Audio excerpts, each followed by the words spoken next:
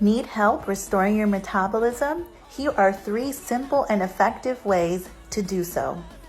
Number 1, change your oils. Remember, olive oil is not meant to be heated. When cooking, use coconut oil, avocado oil, butter, or lard.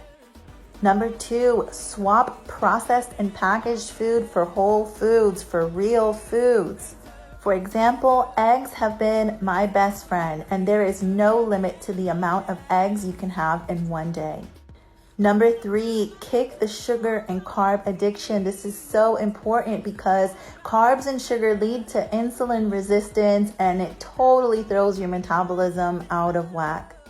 Simple, small, sustainable changes over time can lead to true and lasting transformation.